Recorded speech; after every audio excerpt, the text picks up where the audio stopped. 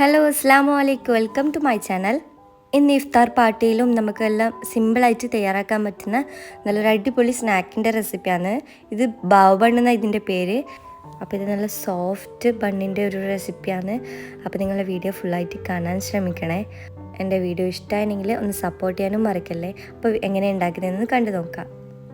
ആദ്യം അര ഗ്ലാസ് ചെറു ചൂടുള്ള പാല് ഒരു ബൗളിലേക്ക് ചേർത്ത് കൊടുക്കുക. പാലിൻ്റെ പകരം ചെറിയ ചൂടുള്ള വെള്ളം എടുക്കുക, പക്ഷെ പാലാണ് കുറച്ചും കൂടി ടേസ്റ്റ്. ഇതിലേക്ക് ഒരു 3/4 ടീസ്പൂൺ അളവിൽ ഉപ്പ് ചേർത്ത് കൊടുക്കുക. 1.5 ടീസ്പൂൺ അളവിൽ ഈസ്റ്റ് ചേർത്ത് കൊടുക്കുക. ഇനി 2 ടീസ്പൂൺ അളവിൽ പഞ്ചസാരയും കൂടി ചേർക്കുക. എന്നിട്ട് ഇതെല്ലാം കൂടിയിട്ടൊന്ന് മിക്സ് ആക്കുക. ഈസ്റ്റ് ആക്റ്റീവ് ആവാൻ വേണ്ടിയിട്ട് വെക്കൊന്നും വേണ്ട, ഇൻസ്റ്റൻറ്റ് ഈസ്റ്റ് അല്ലേ നമ്മൾ ഇട്ടത്, അതുകൊണ്ട് ഡയറക്റ്റ് പൊടി ഇട്ടിട്ട് നമുക്ക് കുഴച്ചെടുക്കാം. ഡ്രൈ ഈസ്റ്റ് ആണെങ്കിൽ ഒരു 5 മിനിറ്റ് ഒന്ന് പൊങ്ങാൻ വേണ്ടിയിട്ട് വെച്ചാൽ മതി. ഇനി 2 ഗ്ലാസ് അളവിൽ പൊടിയാണ് മൈദയാണ് ഇതിലേക്ക് എടുത്തിരിക്കുന്നത്. ആ 2 ഗ്ലാസ് ഇതിലേക്ക് ചേർത്ത് കൊടുക്കുക. ഇനി നമ്മൾ കുഴക്കുക. ഇനി നല്ല സോഫ്റ്റായിട്ട് തന്നെ ഒന്ന് കുഴച്ചെടുക്കുക. പാല് പോരാ തോന്നുന്നെങ്കിൽ കുറച്ച് പാല് എക്സ്ട്രാ ചേർത്ത് കൊടുക്കുക. നമുക്ക് എത്രയാണോ ബണ്ണ് വേണ്ടത് ആ ഒരു അളവിലാണ് മൈദ എടുക്കേണ്ടത്. എനിക്ക് പാല് കുറച്ച് കുറവായിരുന്നു, അതുകൊണ്ട് ഞാൻ ഒരു 1/4 ഗ്ലാസ് അളവിൽ പാല് എക്സ്ട്രാ ചേർത്തതിന് ടോട്ടൽ എനിക്ക് 3/4 ഗ്ലാസ് പാലാണ് ആവശ്യമായിട്ട് വന്നത്. 3/4 ഗ്ലാസ് പാലും 2 കപ്പ് മൈദയും. നല്ല സോഫ്റ്റായിട്ട്, കട്ടിയില്ലാണ്ട് തന്നെ നല്ല സോഫ്റ്റായിട്ട് തന്നെ ഒന്ന് മാവ് കുഴച്ചെടുക്കണം. ഇത് നല്ല പ്രസ്സാക്കിയിട്ടൊന്ന് കുഴച്ചെടുക്കുക. ഒരു പകുതി കുഴക്കലാകുമ്പോൾ ഇതിലേക്ക് ഒരു 1.5 ടേബിൾ സ്പൂൺ അളവിൽ സൺഫ്ലവർ ഓയിലോ അല്ലെങ്കിൽ ഒലിവ് ഓയിലോ ഏതോ ഓയിൽ വേണമെങ്കിലും ചേർത്ത് കൊടുക്കുക. എന്നിട്ട് നന്നായിട്ട് തന്നെ ഒന്ന് സോഫ്റ്റായിട്ട് നല്ല രീതിക്ക് തന്നെ പ്രസ്സാക്കിയിട്ടൊന്ന് കുഴച്ചെടുക്കുക. അപ്പോൾ ഇത് നല്ല സോഫ്റ്റായിട്ട് തന്നെ ഞാൻ ഒന്ന് കുഴച്ചെടുത്തണേ. ഇനി ഇതിൻ്റെ മുകളിലേക്ക് ഒരു 1.5 ടീസ്പൂൺ അളവിൽ സൺഫ്ലവർ ഓയിൽ ജസ്റ്റ് മേൽഭാഗം ഒന്ന് ഡ്രൈ ആവാണ്ടിരിക്കാൻ വേണ്ടിയിട്ട് ഒന്ന് തടവി കൊടുക്കുക. എന്നിട്ട് അടച്ച് വെക്കുക. ഇപ്പം നല്ല ചൂടായതുകൊണ്ട് തന്നെ ഒരു അരമണിക്കൂറിലൊക്കെ കഴിയുമ്പോൾ എന്തായാലും പൊങ്ങി വരും. ഇനി നമുക്ക് ഇതിൻ്റെ ഉള്ളിലത്തെ ഫില്ലിങ് തയ്യാറാക്കാം. അതിനായിട്ട് ഞാൻ ചിക്കൻ ഫ്രൈ ആക്കി വെച്ചിട്ട് അതിൻ്റെ ഓയിലാണ് ഞാൻ ഇപ്പോൾ ചേർത്ത് കൊടുത്തിരിക്കുന്നത്, ആ സെയിം ഓയിൽ. എന്നിട്ട് ഇതിലേക്ക് ഒരു മീഡിയം സൈസ് ഉള്ളിയുടെ പകുതി ചേർത്ത് കൊടുക്കാം. ഞാൻ ഈ മസാല വാട്ടിയിട്ടാണ് ചെയ്യുന്നത്, വാട്ടാണ്ടും ചെയ്യട്ടെ.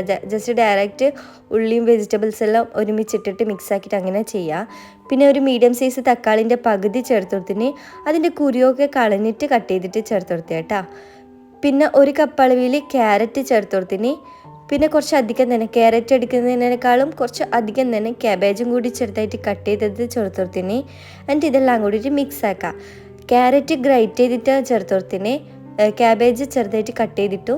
എന്നിട്ട് ഇതെല്ലാം കൂടിയിട്ട് മിക്സ് ആക്കാം. ഞാൻ പറഞ്ഞ പോലെ നിങ്ങൾക്കിത് വഴറ്റുണ്ടെങ്കിൽ ഡയറക്റ്റ് ഒന്ന് മിക്സ് ആക്കിയിട്ട് യൂസ് ചെയ്യാം. ഒരുപാട് സമയത്ത് വഴറ്റണ്ട, വെജിറ്റബിൾ വേഗം തന്നെ ഒന്ന് വാടിക്കിട്ടും. ഇനി ഇതിലേക്ക് ചിക്കൻ ഫ്രൈ ചേർത്ത് കൊടുക്കുക. ചിക്കൻ ഫ്രൈ ചെയ്തത് സാധാ മുളക് പൊടി ഉപ്പും മഞ്ഞളും ഒക്കെ ഇട്ടിട്ട് ഫ്രൈ ചെയ്തിട്ട് വെച്ചതാണ്. അത് കൈകൊണ്ട് ചെറുതായിട്ട് കട്ട് ചെയ്തിട്ട് ചേർത്ത് കൊടുക്കുക. ചിക്കൻ്റെ അളവൊന്നും പറയുന്നില്ല, ഇതിലേക്ക് എത്രത്തോളം ചിക്കൻ വേണം അത്രയും ചേർത്ത് കൊടുക്കുക. അല്ലെങ്കിൽ നിങ്ങൾക്ക് ഈ മസാലയിൽ ഡയറക്റ്റ് ചിക്കൻ ഇട്ട് കൊടുക്കുക. ഇല്ലെങ്കിൽ നിങ്ങൾ വെജിറ്റബിൾസ് ഫില്ല് ചെയ്ത് കഴിഞ്ഞിട്ട് പുറത്ത് ചിക്കന് നല്ല രീതിക്ക് വെച്ച് കൊടുക്കുക. ഇനി ഇതിലേക്ക് മയോണൈസ് വേണം. മയോണൈസ് എല്ലാവർക്കും ഉണ്ടാക്കാൻ അറിയുണ്ടാവും, എന്നാലും അറിയാത്തവർക്ക് വേണ്ടിയിട്ടാണ്. ഞാൻ ഇപ്പോൾ 1/2 ഗ്ലാസ് പാലെടുത്തിന്.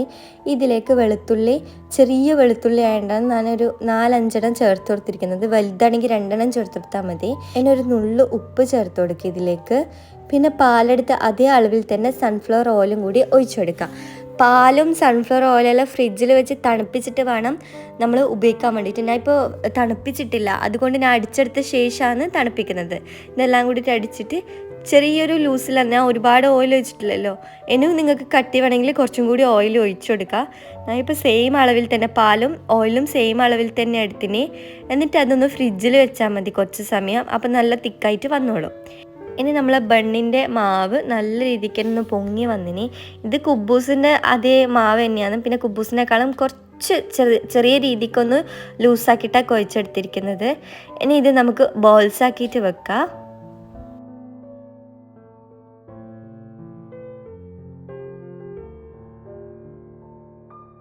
ഞാൻ ഇപ്പം 4 ബോൾസ് ആക്കിയിട്ട് വെച്ചിന്. ഇത് നമുക്ക് പരത്തിയെടുക്കാൻ തുടങ്ങാം.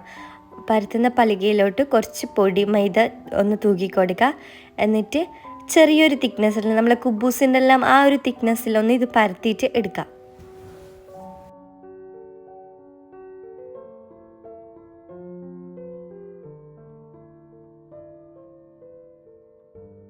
ഇപ്പം അത്യാവശ്യം വട്ടത്തിൽ തന്നെ ചെറിയൊരു തിക്നെസ്സിൽ ഞാൻ പരത്തിയെടുത്തിന്. ഇനി ഇതേപോലത്തെ അടപ്പ് വെച്ചിട്ട് ഒന്ന് റൗണ്ടിലൊന്ന് കട്ട് ചെയ്തിട്ട് എടുക്കാം.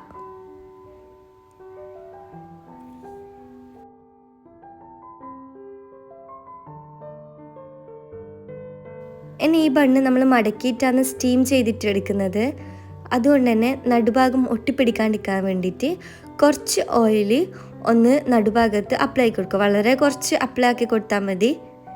എന്നിട്ട് കൈ കൊണ്ടൊന്ന് മടക്കിയിട്ട് എടുക്കാം.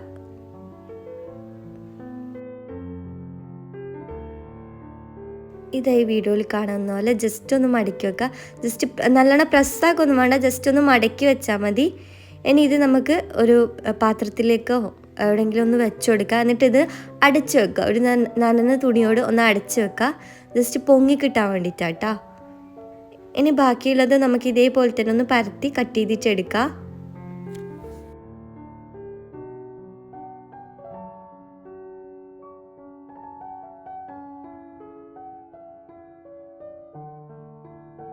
ഇതൊക്കെ വെച്ചിട്ട് അടച്ചെടുക്കുക. ഒരു 10 മിനിറ്റ് ഒന്ന് അടച്ച് വെക്കുക എല്ലാം കൂടിയിട്ട്. അതിനുശേഷം നമ്മൾ ആവിപാത്രം വെള്ളം ഒഴിച്ചിട്ടൊന്ന് ചൂടാകാൻ വേണ്ടിയിട്ട് വെച്ചിനി. ഇനി ഇഡ്ഡലി തട്ടെടുത്തിട്ട് അതിലേക്ക് കുറച്ച് ഓയിലൊന്ന് തടവി കൊടുക്കുക.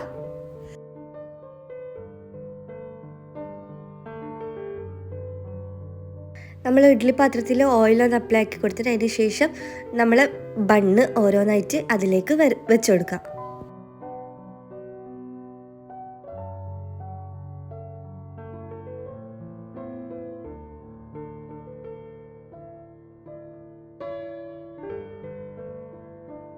ഒന്നൊന്നിൻ്റെ മുകളിലാക്കിയിട്ട് ഒട്ടിപ്പിടിക്കുന്ന രീതിക്ക് വെച്ച് കൊടുക്കരുത്. ഇതേപോലെ എല്ലാം വിടർത്തി വെച്ച് കൊടുക്കുക. അതിനുശേഷം നമുക്ക് ആവിപാത്രത്തിലേക്ക് ഇത് വെക്കുക, തട്ട് ഇറക്കി വെച്ച് കൊടുക്കുക. എന്നിട്ടൊരു 30 മിനിറ്റ് നമുക്കിതൊന്ന് ആവി കയറ്റിയിട്ട് എടുക്കാം. 30 മിനിറ്റിന് ശേഷം നിങ്ങൾക്ക് തൊട്ടുനോക്കുമ്പോൾ ഇത് കുക്കായത് മനസ്സിലാവും. അപ്പം 30 മിനിറ്റ് കഴിഞ്ഞിട്ട് നമുക്ക് ഇതെടുക്കാം. അപ്പം ഇത് 30 മിനിറ്റ് കഴിഞ്ഞിന് ഇത് ബണ്ണെല്ലാം നല്ല അടിപൊളി തന്നെ പെർഫെക്റ്റ് ആയിട്ട് വന്നതിന് നല്ല സോഫ്റ്റായിട്ട് ഇത് നല്ല സോഫ്റ്റുള്ള ഒരു ബണ്ണാട്ടെ. കൈയോട് നമ്മൾ പ്രസ്സാക്കുമ്പോൾ തന്നെ മനസ്സിലാവും നല്ല സോഫ്റ്റാണ്. ഇത് കഴിക്കാനും നല്ല സോഫ്റ്റാണ്. അപ്പം ഇതിൻ്റെ ഉള്ളിലത്തെ വെജിറ്റബിൾസ് എല്ലാം നമ്മളൊന്ന് സോട്ട് ചെയ്തിട്ട് വെച്ചിന്. എന്നാലും മയോണൈസൊക്കെ ഇടണം. മയോണൈസൊക്കെ ഇത് ഫില്ല് ചെയ്യുന്ന ആ ഒരു ടൈം ഇട്ടാൽ മതി കേട്ടോ, മുമ്പേ ഇട്ടിട്ട് വെക്കണ്ട. ഇതിലേക്ക് ഫ്ലേവർ ഇഷ്ടമാണെങ്കിൽ കുറച്ച് മല്ലിയില ഇതിലേക്ക് ചേർത്ത് കൊടുക്കുക. പിന്നെ ടൊമാറ്റോ കെച്ചപ്പ് ഇതിലേക്ക് ചേർത്ത് കൊടുക്കുക. ഒരു 2 ടേബിൾ സ്പൂൺ അളവിൽ ഞാൻ ചേർത്ത് കൊടുത്തിന്. പിന്നെ എക്സ്ട്രാ സ്പൈസി ഒന്നും ഇട്ടിട്ടില്ലല്ലോ, അതുകൊണ്ട് കുറച്ച് കുരുമുളക് പൊടി ഇതിലേക്ക് ചേർത്ത് കൊടുക്കുക. സ്പൈസി ടൊമാറ്റോ സോസ് ആണെങ്കിൽ അങ്ങനെ ചേർത്ത് കൊടുക്കുക കേട്ടോ. ഇനി നമ്മൾ അടിച്ചു വെച്ച മയോണൈസ് ഇതിലേക്ക് ചേർത്ത് കൊടുക്കുക. കുറച്ചായിട്ട് ചേർത്തിട്ട് എത്രത്തോളം വേണോ നോക്കിയിട്ട് അങ്ങനെ ചേർത്ത് കൊടുക്കുക. ഈ മയോണൈസ് നമ്മൾ മുട്ടൻ്റെ മയോണൈസിനേക്കാളും നല്ല സിമ്പിളാട്ടാ, അതേപോലെ തന്നെ നല്ല ടേസ്റ്റുമാണ്. ഇനി ഇതെല്ലാം കൂടി ഒരു സ്പൂൺ വെച്ചിട്ട് നന്നായിട്ട് തന്നെ മിക്സ് ആക്കിയിട്ട് എടുക്കുക. ഇത് നല്ല ടേസ്റ്റുള്ള ഒരു ഫില്ലിങ്ങിൻ്റെ റെസിപ്പി ആട്ടാ. ഇനി നമ്മളെ ബണ്ണിൻ്റെ ഉള്ളിൽ ഇതൊന്ന് ഫില്ല് ചെയ്ത് കൊടുക്കുക. നമ്മൾ ഓയിൽ നടുക്ക് അപ്ലൈ ആക്കിക്കൊണ്ട് തന്നെ നമ്മളെ ബണ്ണ് നടുഭാഗത്ത് ഒട്ടിപ്പിടിക്കാണ്ട് തന്നെ കിട്ടും കേട്ടോ. ഇത് ഇത്രയും ഒന്ന് വിടർത്തിയിട്ട് ചെയ്താൽ മതി. നന്നായിട്ടൊന്ന് തുറന്നു പോകരുത്, കാരണം നല്ല സോഫ്റ്റുള്ള ഒരു ബണ്ണാണ്. അപ്പോൾ നടുഭാഗം ഒന്ന് കീറിപ്പോവും. അതുകൊണ്ട് പതിയെ ഒന്ന് തുറന്നിട്ട് ആ ഭാഗത്തൊന്ന് ഫില്ല് ചെയ്ത് കൊടുക്കുക.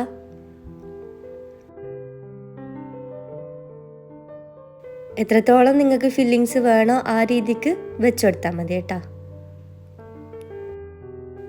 എല്ലാം ഇതേപോലെ തന്നെ നമുക്കൊന്ന് ഫില്ല് ചെയ്തിട്ട് എടുക്കാം. ഈ ബണ്ണും വെജിറ്റബിളെല്ലാം ഒന്ന് സോട്ടാക്കിയിട്ട് മുമ്പേ വെക്കുക.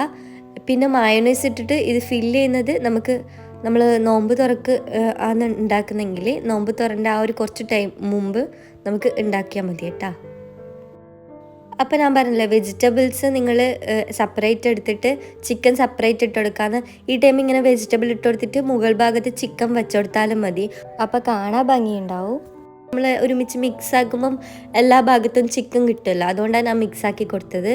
കണ്ടില്ല, നല്ല സോഫ്റ്റ് ആയിട്ടുള്ളൊരു ബണ്ണാണ്. ഇത് കഴിക്കാനും നല്ല ടേസ്റ്റ് ആയിരുന്നു. അപ്പോൾ നിങ്ങൾക്ക് എൻ്റെ വീഡിയോ കണ്ടിട്ട് ഇഷ്ടമാണെങ്കിൽ ഒന്ന് ലൈക്ക് ചെയ്ത് സബ്സ്ക്രൈബ് ചെയ്ത് സപ്പോർട്ട് ചെയ്യണേ. പിന്നെ ഈ റെസിപ്പി ഇഷ്ടമായെങ്കിൽ ഒന്ന് കമൻറ്റ് ചെയ്യാൻ മറക്കല്ലേ. അപ്പോൾ ഇൻഷാ അല്ലാഹ് ഇനിയും പുതിയ റെസിപ്പി ആയിട്ട് വീണ്ടും വരാം. അസ്സലാമു അലൈക്കും.